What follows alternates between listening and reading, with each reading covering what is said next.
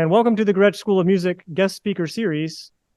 Please note that any freshman music majors should be in room 3029 today. Students here in the School of Music have expressed an interest in learning about entrepreneurship in their music studies. Let's define entrepreneurship as the creation or extraction of economic value. According to the report, the U.S. Music Industry's Job and Benefits by Robert Stoner and Jessica Dutra of Economists Incorporated, prepared for the Recording Industry Association of America, the music industry creates $170 billion in value annually in the United States, supports 2.47 million jobs across a wide range of professions, and accounts for $9.08 billion in export sales. As people who want to work in the industry of music and those industries surrounding it, we want to hear and learn from those who are able to create or extract value from the music industry. As students of music, it's important that you begin to position yourself to do the same right now. We've arranged for a variety of guest speakers to speak about their own journey and to give their best advice about how you might best prepare yourselves for your own careers. Each speaker brings a unique point of view to the series, and it should be recognized that their path may not be parallel to the one you will take. However, I believe common threads can be found in all their success stories. It's my hope that you find a pattern in these threads and find inspiration to weave them into your own path towards success, both during and after your studies here at Georgia Southern. So with that, I'll introduce Ryan Devens, who is a software developer who makes audio plugins, currently at Antares, where he develops auto-tune. He enjoys playing jazz keyboard and writing electro-acoustic spoken word. He's a national park enthusiast and an ASMR addict. So let's welcome Ryan Devens. Hello, Ryan. How are you today? Hi. Good. Can they see me? I'm waving if you can't. Yeah, we have you on the speaker view. We see you. Okay, cool. Yeah. Okay, yes. And where are you located right now? I'm in Mankato, Minnesota. I work from home, so I'm in my house right now. Nice. How are things in Mankato? Snowy, cold, good coating weather. Yeah. Yes. It's good to have weather that you don't need to get outside in. Yeah. So today I wanted to kind of detail your journey. It's a very interesting one, as I've told many people here about your path is a one that winds through music and ends up somewhere that maybe you didn't expect in the beginning, or maybe you did. I don't know. But how did you get into music at all in the first place? It was definitely through, I think what most inspired me right away was I saw my uncle in musicals when he was like in high school. So he did Annie, Get Your Gun, and I'm like, oh, I just like music in general. And I guess my relationship with it for the longest time was if I listened to music, I would just imagine myself performing it. And that would get me all excited because it's like, ooh, I'm famous in this fantasy or something, or everyone's cheering for me. And so that was like the first, philosophically, I think that's a big reason why a lot of people get into music. At its core, you do want to impress people. And then you develop this love for it. And then all of a sudden you love it so much. You're like, I don't even care if anyone else likes it. I love this so much. So it was a lot of choir, musical theater, band, studied opera at CCM, and then subsequently dropped out after 2 years because I couldn't sit through a whole opera. And I thought that was a bad sign, to be an opera major who didn't like opera. And so at that point, I was like very classical, very by the book, not improvisatory, played instruments a little bit. But at that point, I started getting into digital audio workstations because I am dropping out of school. I'm like overcompensating, trying to be overproductive. And up until then, I was like openly anti-computer. I was one of those guys like, I want to be old school singing opera. Oh, autotune is cheating would be something I would think. And using Ableton and Logic to start off, I really started to see these are amazing compositional tools. And I was able to like write a song actually, which is something I never could really accomplish before. And kind of fell in love, and you don't realize it, but a digital audio workstation is extremely advanced software. It's like more if you use it, unless you're making video games, I still think the music one is more complex because you get so deep under the hood. So digital audio workstations, once you've learned that, and I didn't realize this at the time, you are a computer person.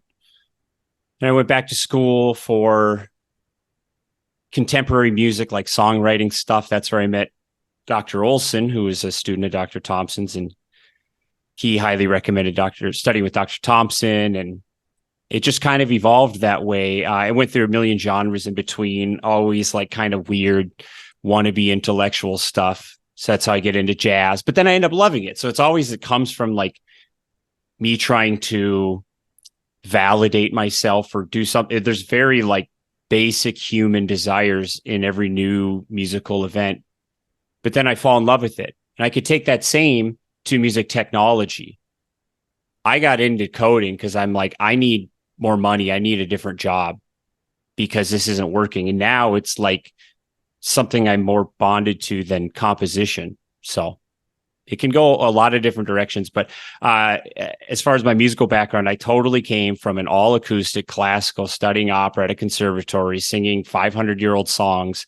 Someone would play a Milton Babbitt. I'm like, I don't like new music. It's 80 years old, like my concept was skewed. Yeah. Yeah, it's interesting. So what do you think you take with you from your opera studies that is useful to you now? Like, what did you learn?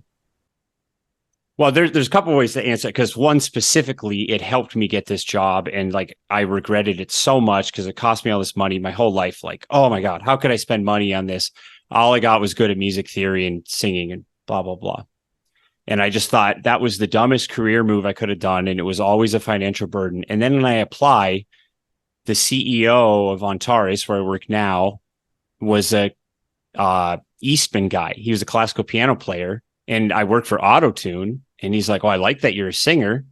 And he loved that I knew theory. And that was honestly a selling point for me over a lot of very qualified developers, is the fact. So that right there, I thought was just such a irony that it's like a very tangible result. As far as like just being good at music, and we're specifying opera because like I'm not using autotune for opera, so it's obviously my skill with the DAW has helped me very directly with work. But even singing opera towards any career, I always think of Justin Tucker, who's like the top kicker in the NFL for the past 10 years. He's an opera singer too. And it's excellence. And I know you know, to be egalitarian and accept yourself as is.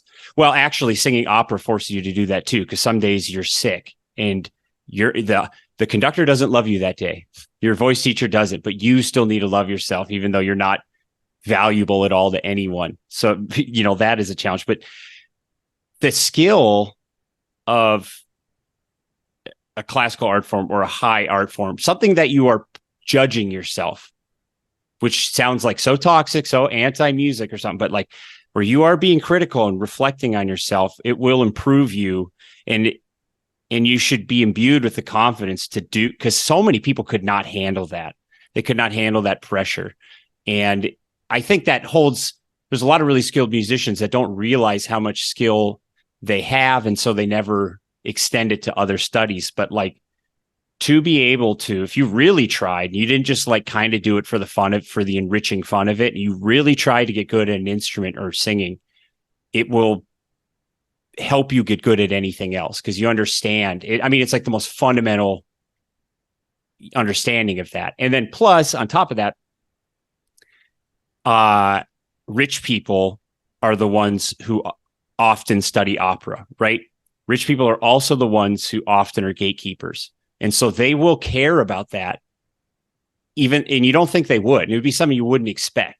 It might be like some defense secretary or something, like way down the line. These weirdos, Condoleezza Rice is like playing flute and classical piano and stuff. So yeah, it's kind of an entryway into like the secret society type scenario, so it really does open doors with like a lot of doctors are going to play classically or appreciate it. Anyone who wants to be intellectual will like think it's cool.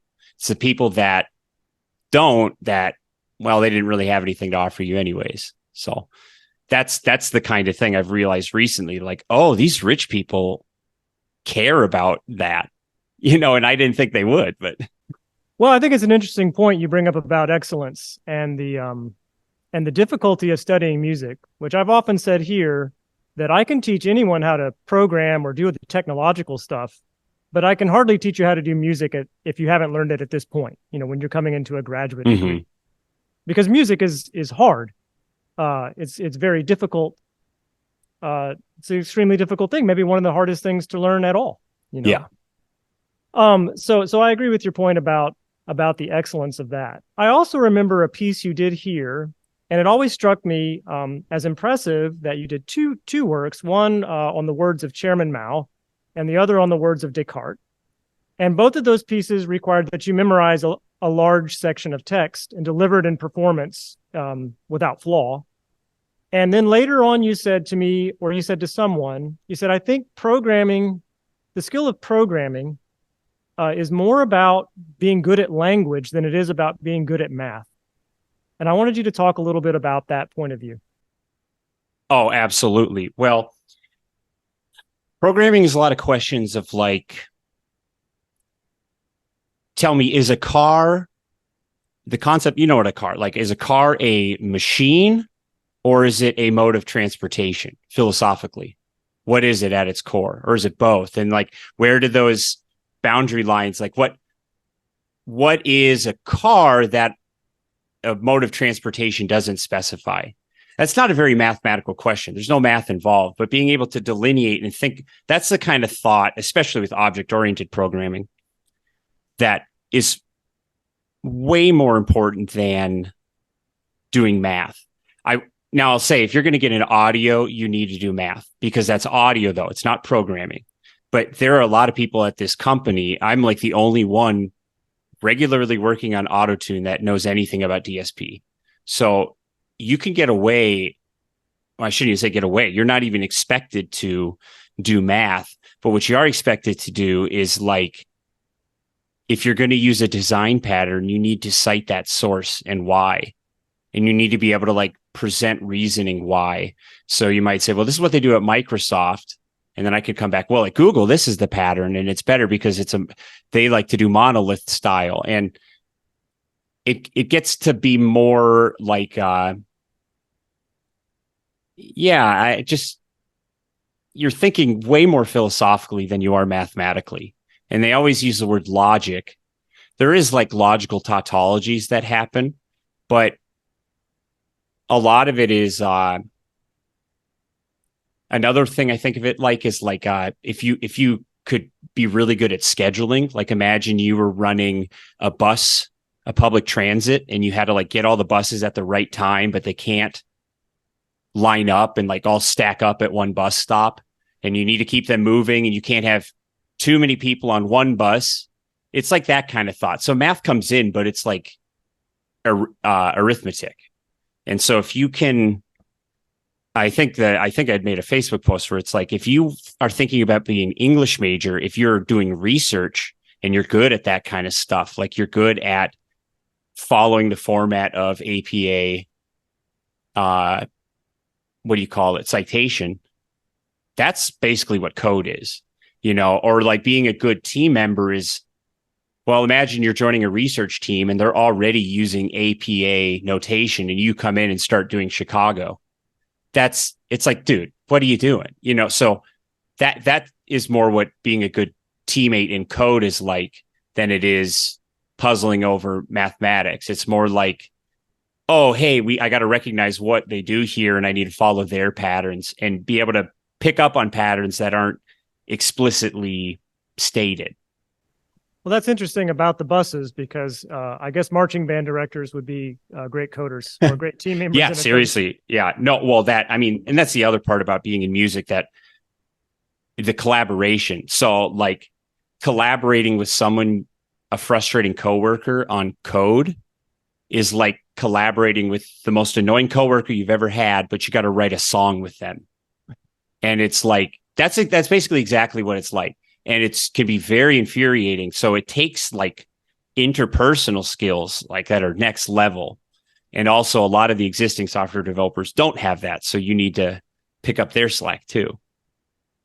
Well, that's really interesting. And it makes me feel good about the humanities, yet once again, that a lot of the skills picked up there are a little bit intangible, but they're exactly what you described. So tell me some things you did or are doing in the industry that your younger self wouldn't have thought you would be doing. I think I I remember I specifically when I started using a DAW, my dream was like someday I want to make my own DAW, and that just seems so intangible. And now it seems extremely tangible, and I'm like already working on it. So that was one that but that wasn't really my younger. That was pretty near in the past. I guess the biggest thing was growing up. I definitely got a lot of like right brain, left brain stuff because I was really good at math, and I thought I was going to be an engineer till things changed. And I got a lot of feedback from parents and advisors like, oh, well, you're a right brain, so you probably want to get into engineering. And oh, you're a left brain, or you do music, you probably hate math. And that just drove me nuts because I'm like, and as I learned about them, realized how intertwined they truly are and how creative engineering can be and how mathematical music is, that I don't know. I think as a really young kid, I thought I could do and would do everything. So it actually, I'm still short of that, if anything. But going from like early adulthood, I kind of got slammed with a feeling of like, oh, there's just too much to take on, and I just got to get through my next recital, and I got to perform in front of all these people at the. I was just so in the near term that taking off the undertaking of learning to code was overwhelming. So overall, I think I just thought I never would have the time, or I'd never like get it organized and find the resources needed to actually write code that is exciting. Because if you just look at a C++ tutorial, you go to Bucky's C++ tutorial, first one that comes up on YouTube, it is like so not immediately useful. You're just, you could follow 10, 20 hours of it and you're still like, am I doing anything? So the fact that it really has become like a fun, creative environment is really cool. Writing software, and it didn't have to take as long as it did. No, I remember you and I did a piece, Ballet for Light, and when we were doing that, you were very focused on the idea of process and setting up a process for our performance that was appropriate for creativity. And you made an insistence on, let's separate out the technical from the creative side, or from the aesthetic side, I guess, or the performance side, or the improvisation side. And I think that you were very good at that idea of thinking about process. And I know you've mentioned to me before, and at the end of your time here, you were talking about agile development and how that's an interesting process. I wonder if you can connect those dots for me. Yeah, well, what's funny is like I'm much better at process when I have someone else involved. This is like one of my weaknesses, and then it all goes out the window when it's just me, because then I'm setting my own rules, and it's, well, I could change it. It's not going to affect anything. So that's one benefit to working with other people, is it kind of makes you commit and stick with things. Agile specifically is the biggest buzzword in the tech industry of the past like 20 years. It's about how old it is, but it was it's in contrast to waterfall, which is what you do if you're making a hardware device, because you need a plan months ahead of time. Well, we're getting the schematics out of Korea, and then we're going to get the boards made, the inlay embedded stuff done, circuitry, and that's coming in from Japan, and we're ordering these at this. So if something goes wrong, it literally has to follow the calendar like very specifically. Software is not hardware. It's soft. It's malleable. I didn't realize that's why they called it that. But software, by definition, should be able to change, and it welcomes changing requirements. But to do that, you kind of need to change how you work, and that's what Agile seeks to accomplish. If you looked at it, it really is like if you put together a to-do board for a group of people, it'd look a lot like Agile. You know, it's very, very like obvious, but they use certain terms, and there are specific things that it cares about. And that would be like iterative development. So you don't wait until it's all done. If you have this plugin in mind and it'll take you a year to make, you should have a version of it ready in 1 month and then just keep adding to it, and it keeps it alive. I specifically wanted to talk about it today because I wanted to, by looking at it, it might expose not just software development, but other roles that are applicable. So the one in mind I have right now is the team in Agile consists of a Scrum Master who just keeps everyone organized. Like they set the schedule. They say, they're kind of the mediator and the therapist. So if you're that role though, if that's your role, the Scrum Master doesn't need to be a technical role. In fact, it probably shouldn't. And you might just be an Agile nerd to be like, oh, well, so what's one? We were just working on, we got a bunch of new GUI designs for the plugin, and we just kind of started putting them in, which wasn't very agile. It wasn't a small increment. And so the Scrum Master says, well, how about we make a ticket and it's just the knobs. And then we'll make a ticket that is just the buttons to update them. And so if you're good at like process planning, that would be your role, would be Scrum Master. And that might not be technical at all. It could just be, I understand what the plugin's doing, and I realize our GUI guy is on vacation for 2 weeks, so I could probably rearrange this. Like, you're there to connect the dots of the logistics. So let me pose this to you. Let's say that you're in a school of music, and you're in charge of putting on an opera. Do you think that this methodology could work in any way, or is it just too divorced from that idea? The reason it wouldn't work, if anything, is they insist that, and it's kind of the founders of Agile, but they say it's for software development and it is for small teams. I think that's them saying, if use at your own risk if we're outside of it. If anything, I think the challenge would be operas have too many people. I don't think it's the fact that it's opera. I think it's the fact that it's not a small group. If you get over 8, it might be tough. But if you are doing a small group, I think that could work pretty well. Now, the other role that is important, so then there's developers, and that's just like QA and writing code. So you could be a Scrum Master, the organizer. You could do a developer, quote unquote. So you'd write the code or test the code. And then this is the third one, is the product owner, who is basically what Steve Jobs was. The whole joke, he didn't even write any code. Yeah, he's a really good product owner. He understood the customer very well. They do the data and analytics. And this is the role that I think is the most applicable to studio musicians, because it's essentially design a plugin, but you don't have to do the technical part. It's a kind of a dream job, I would say, although I'm sure there's consequences. So if you are an idea person, there is a role for that, and it's very important. And I think a misconception I had about software is like, oh yeah, well, everyone's got ideas, but no one knows how to actually code. Actually, no, the ideas really are very rare. It's just a lot of people come up with ideas that already exist. So I think if you're someone who's really good at keeping up with like the state of the industry, a product owner role is for you. Because I don't read all the articles. I don't go to Sound on Sound every week to see what the next time I see ML voice learning, I don't even look at it. It's too many buzzwords. I'm just sick of it. I sit down, I'll do the tutorial and make my own neural network. I'm not reading that article.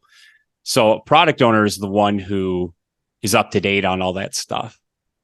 So I'm hoping to get a product owner to come and speak here or at Mankato, because that is another role that I don't know how to get into specifically, but would apply for a lot of students, or a lot of musicians in general would make great product owners. So what other roles in the industry do you think exist for musicians besides product owner? Now, the key is you got to know the title. So I got to think of what she's called technical writer, which is the one who writes, anything technical. So if there's a pop-up that says, hey, this doesn't work because you need to install your license, we have a girl named Angelica that does that. She also writes the manuals.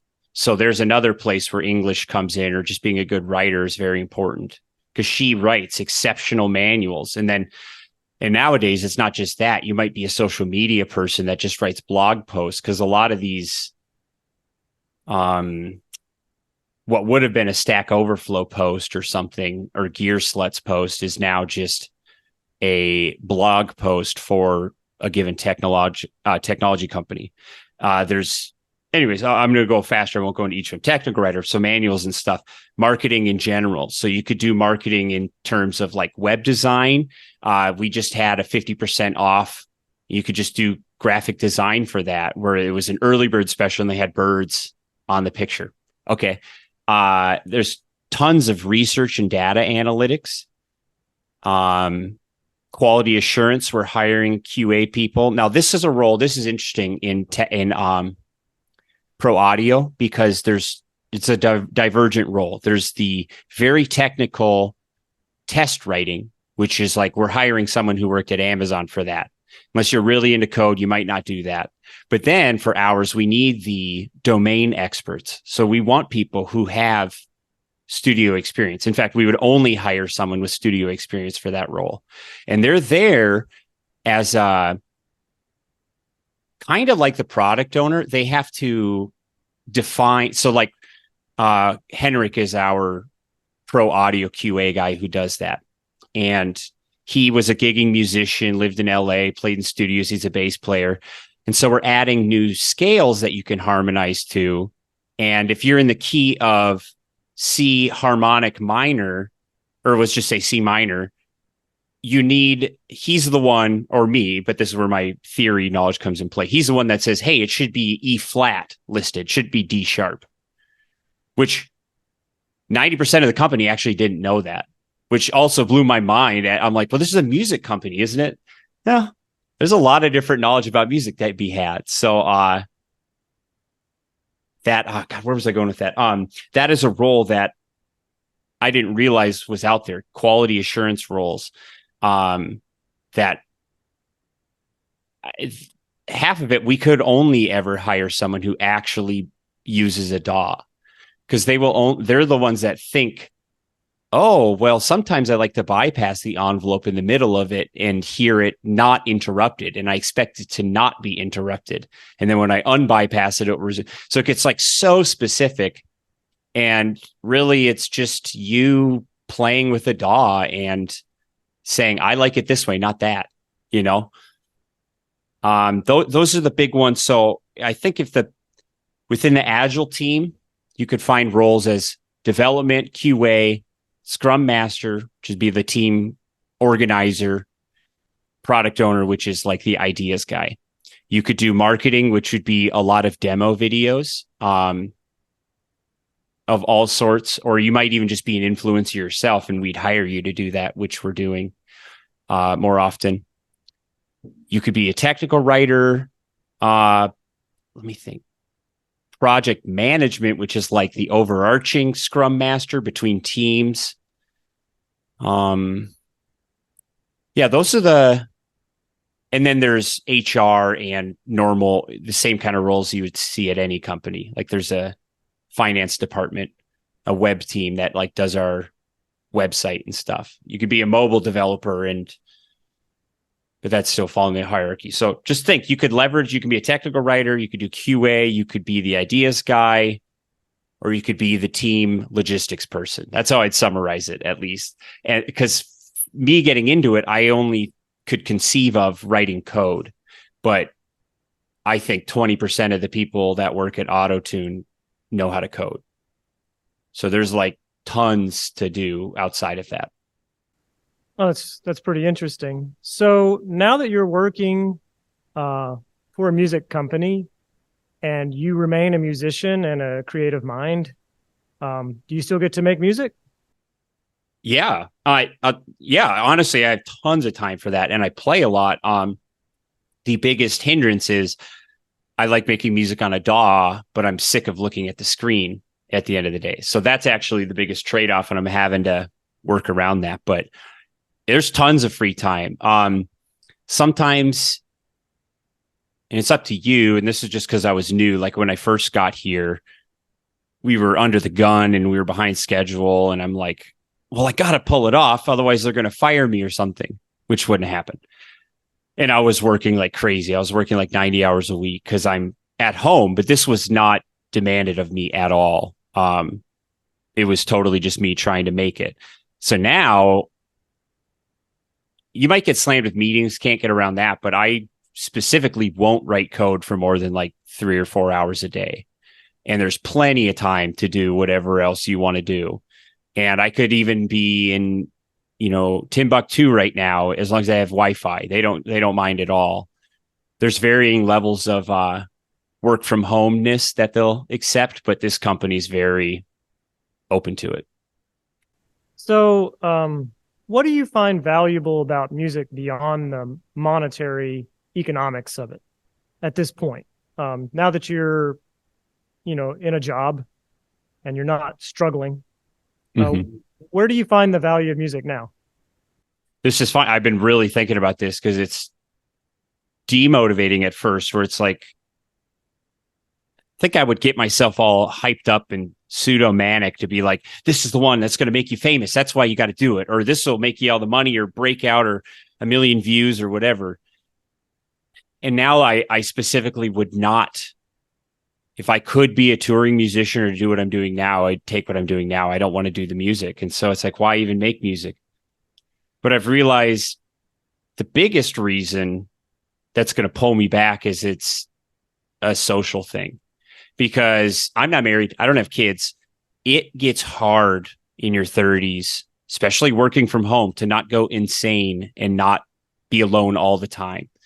And music, I never realized how good it is for that. I think I always got friends through music, but that wasn't why I did music or social interaction or whatever, or service even. It was because those things just happened by chance along the way. But now I just, this morning I was booking a gig, like my first real kind of long-term thing since I started working at Autotune. And I almost told the guy, like, you don't even have to pay me. I just want to do it, And then I was like, well, don't say that. But, because it's such a purposeful way to spend your time, and especially with another person. And it is, God, the word hobby is like so toxic for musicians because it's so diminutive, but I blame musicians for that. It's not other people who, if it's a hobby, they are judgmental about it. It's musicians who are judgmental about it. And it's kind of like, well, maybe I'm not famous and maybe I have to work my day job, but it's not a hobby for me. And it's almost like, so what is it? Maybe that's just a semantic definition anyways, but it really is like such a great way to interact with other people. I mean, it's like having a conversation with them, but on levels you couldn't otherwise. And so I'm looking forward to that. And it's fun and it's challenging and it's just inherently great. Music is. It doesn't need any, you don't need to get credit for it or applause. It's just intrinsically valuable. Right. So there's a lot of music students out in the world, a lot of them right here. You were one yourself at one point. It was like, give me what should I be doing right now? Like, what do I need to be doing right now as a music student to prepare myself to one day have some success in the industry at large, even if it's not exactly what I think I want to do or am aimed to do? What would you tell a music student now is the most important thing for them to do? Oh, okay. So success in them, if they're still going to stay bound. So there's two things, like don't stay bound in the music industry because I tell myself this, like it is as bad as it's like bigotry to say, no, I only like music. I could only do music. It's like, are you stupid? There is beauty and wonder in all of these things. Like you could get into calligraphy. Is calligraphy a lesser art form than music? You could get into boxing. Is that a lesser pursuit? Like to say that you would only ever do music is either you're just being like self-conscious and insecure, so you're staying where it's safe, or two, you're being really judgmental of other wonderful crafts that have equal. Well, music is pretty old. Certain, it might be older than human logic, but like, so be open to that.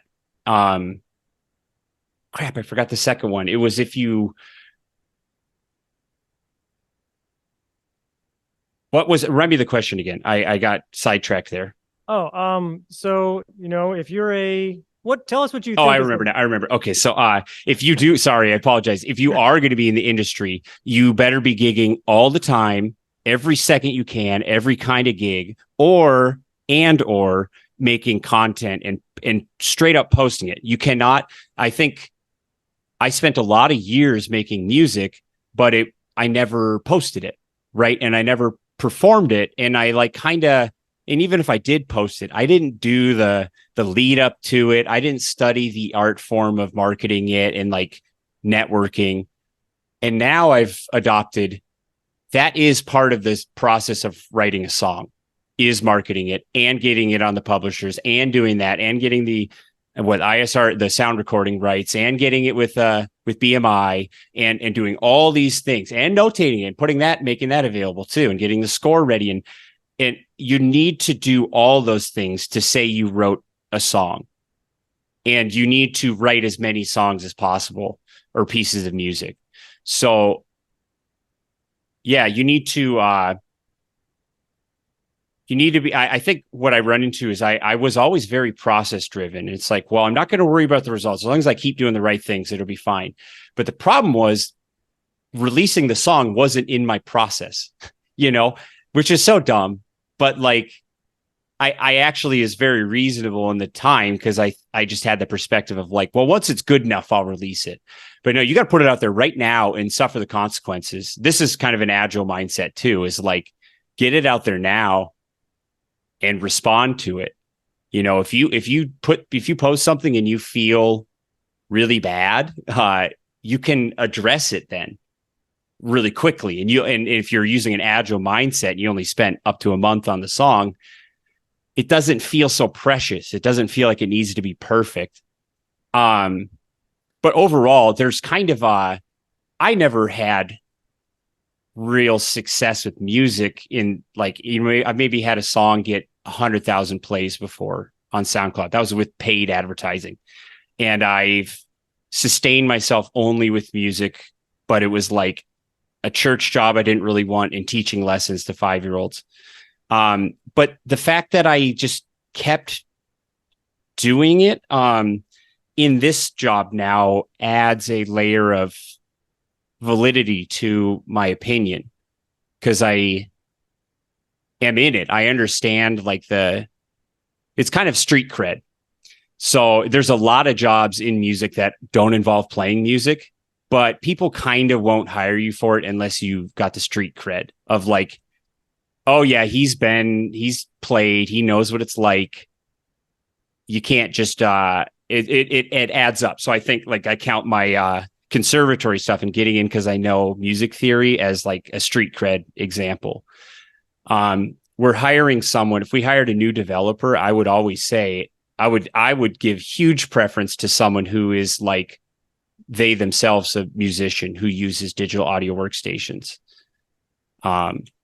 So you might even do a complete shift and like just write code, but it'll still help you get the job. I believe it's hard to explain why, but it's like you need to get the Dr. Mason. I hope he's still there. Shout out Dr. Mason. He used to always say it's a lifestyle. It's not a job. It is a lifestyle. And even though I'm not in that lifestyle anymore, you connect with people based on that. So yeah, I think you really lean into that lifestyle. So, and if you're young and you're thinking, well, maybe if it doesn't play, like the idea would be go super hard trying to be 100% musician till you're like 25, 30, whatever your line in the sand is, and then pivot. But don't hesitate diving headfirst into being a musician though. Like really, really live that life. You're probably not going to make any good money before you're 25 anyway. So don't worry that much about saving, like other than an emergency fund. Just like go do the experiences. I think that'll help you, but really do it. Put yourself out there and fail and get to where you're not embarrassed by it and you're not nervous to perform ever, basically. And you should have a really streamlined content output. You should know the social media. You got to like really do the paces of that, and that'll help you no matter what.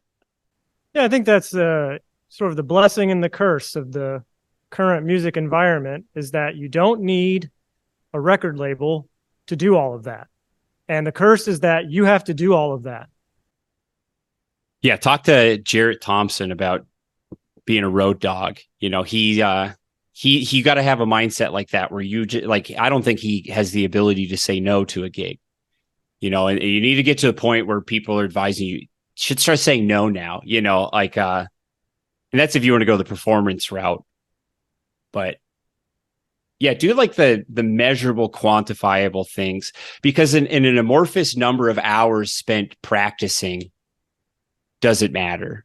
It does, but that's like old school. We need to like, it's kind of like tracking your calorie intake or your like financial spending. You need to like do things that are measurable and you could point to them and say, you know, it literally might even be like, here's the daily 1 hour video of me practicing my scales. I've seen some jazz guys doing that. Huh. Well, there's your product idea. Maybe we need this for musicians, you know, the step counter for musicians. Yeah. Oh, yeah. That actually would be too hard. That's not a bad idea, actually. That could be fun. All right. So I want to turn it over for any questions that people have out in our audience here. There's Jarrett Thompson, Speak of the Devil. Oh, is he there? Guys, yeah, he's here. Do you guys have any questions or comments?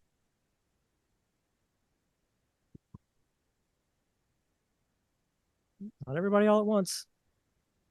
Well, Jarrett's a good example of another one I didn't mention. I was trying to get him hired at Antares for the graphic design as well. So you might just make the interfaces, you know, you like working with SVGs. That's another whole dimension. And that one is good and bad. You probably get hired as a contractor, so you could work for like 5 companies at once. Balance them all. Question? Someone's got to have something. I have one. Okay. So what was your interview like for this job? Oh, I had. Well, let me lead off, give you a really good piece of advice that I got that helped me. So I got hired at this tax software job, and it was terrible. And they were really nice, but it paid half as much, and I didn't care, and the code was horrible. But my friend told me, hey, now that you got this job offer, you need to go back to every suit, because you get a million like LinkedIn, hey, maybe we'll hire you. I don't know. And then it doesn't go anywhere.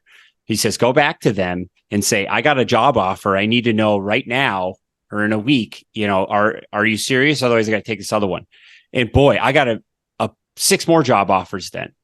So you can do that with any industry. You get one offer, go back to the other ones that were lukewarm, say, hey, I got an offer, you know, show me the money. It worked for me. So I highly recommend that. But, so I get set up with, an interview. The first one, it was kind of still, the company's transformed a lot in the past year. So it's still kind of ragtag, at the time. And my first interview was at the CEO, and that was more of like a character fit, I think. And he saw I had my website with like plugins available, which to me, I was like, well, I don't have a STEM degree, but I do have a website with functional plugins. And a lot of these other people don't. So that this case in point, like the song completeness, like I had the thing available with installers, and you could install it and run it. And I had the website and the videos demoing it. I think that was a big selling point for him. My second interview was with Howard, and who I work with day to day now. The first thing he said to me was, I don't know how to do an interview. And I'm like, okay. So I kind of guided him through the interview. And that one, I was basically also culture fit, which is more of what they're testing than anything. And I said to him, well, put in a good word for me. And I made him laugh. And it turns out I got hired over his nephew. So he was deciding if he was going to hire his nephew or me. And I don't know if that was him fearing working with family or something, but And then lastly, the one that I would count as the real interview was the technical one. And Dr. Thompson, I sent you a message, credit to you, because he asked me questions, exactly things that we talked about in digital audio montage. So he's like, it was funny. He was like, there's kind of a stigma around technical interviews in the tech industry, because I think like Google gets like a little abusive with it and they get a little snobbish. So he was kind of embarrassed to even be asking me these questions. But he's like, so like, what's the Nyquist frequency? And I said, well, it's half the sample rate plus one, right? And he's like, well, and then we talked about if it was plus one or not, and or minus one rather. And then and he said, and what's there's like a couple other. I think once I knew that, he just didn't. He's like, all right, he's good. But he asked a couple other like. Well, what would he's like, what would happen if you went over the Nyquist frequency? And I described aliasing. And I'm like, dude, I've made wavetable synthesizer. I know. I'm like, let's just look at this code. Like, I know how to do this. But and it was pretty clear right away. It's like, oh yeah, that's not a problem. So I don't know. I think if anything, the technical part was him just saying, yeah, he's good enough. It's not going to be a problem. I think I got hired because Steve, the CEO, liked me more than anything. And that's why I had the other interviews, just to make sure it was going to work.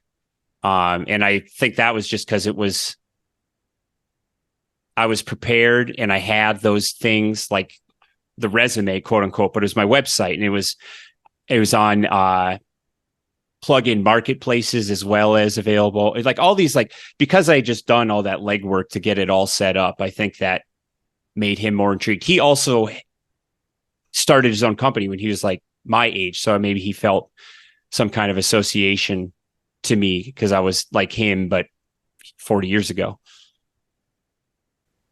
Yeah, that's interesting, because I know that your hope with Recluse Audio was to be able to, sell plugins and just kind of live off of that. And what it turns out to be is more of a almost like a buyout in an interview, right? Yeah. But not exactly. Just like, I can do this, and then that's a secondary result from just being interested in following through with your own process. Mm-hmm. It's so much. You just got to think about what it's like when they get the links in the email, and how can you like really streamline everything, because he's getting it in an email, like, and you follow those steps. Like, the first thing he goes to needs to be a good looking website, and that website needs to have the most relevant info available. And I think it helped. A lot of people do the .ios. I think the fact that it was a .com made a difference to him, because I paid, because I'm paying for it. I'm paying for the space, and it's not the pretend one. It's the real one with the real marketplace on it that you can buy from. I don't know though.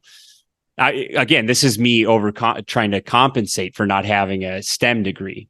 So I'm like, I need to overdo it so they don't think I'm just a flighty musician who's not going to finish something. Because musicians, I stand by this, are the smartest people I've ever met, and also the absolute dumbest people I've ever met. It's hit or miss. And a given musician is usually one or the other. Sometimes both. Well, there it is. Yeah. Thanks, Ryan. I think you hit on all the salient points. I really appreciate you being here and doing this and talking to us again. It's always great to see your face and hear that you're doing well, having success. I was going to talk a little bit about the Ableton technical interview we did, but I don't even want to talk about it. Talk about a difficult problem to solve. That was a tough one. Do you remember that? Yeah, and it's just it was annoying because they made us do it through the command line. So like, I work in Juice, which is a framework, and it makes it easier, quote unquote. Well, lets you get to like the real stuff faster instead of making a window. And that, I think the irony is that Ableton did that because if you get a computer science degree, that's what you're dealing with. And so it was like the interview was catering to, oh, well, this will at least make it easier. That way it's not unfair for students. I'm like, no, that actually made it harder for me because now I have to use the terminal and get the direct main input. So yeah, But I didn't get that one, but that was also good. Like that was a big turning point for me because even though I didn't get hired, I solved it. I solved the problem, and that made me feel really confident to be like, all right, I can solve other interview problems. Oh, Right. and it is, I do got to say too, it'll be hundreds of LinkedIn applications. No matter what the good job is, if you're going the corporate route, it will be hundreds. It probably will be under 1,000. So it's not. So maybe that's what you should, maybe that's a technical skill you should work on, is writing a script or somehow speeding up and automating that process. Cause that is like, if you could approach it as a technical challenge, you will have to put out 300 applications, like good applications customized for each one, where you modify your resume to be exactly what that one says. And doing that 300 times, each one takes an hour. That's a lot of time, but it also, I've put that much time into a lot of video games too. So it's not horrific. And it will happen. It's just like, it's just disgusting how much time. It's very frustrating. Don't get me wrong, but you will get through it though. And you will get the job. I believe. Maybe that's an assignment for the AI task force. Maybe Exactly. 300 resumes. Right. All right, Ryan, I'm going to say goodbye. And great having you here again. Yeah. Thanks for having me. Yep. We'll see you later. Hope you're well. Yes, you too. Bye, everyone.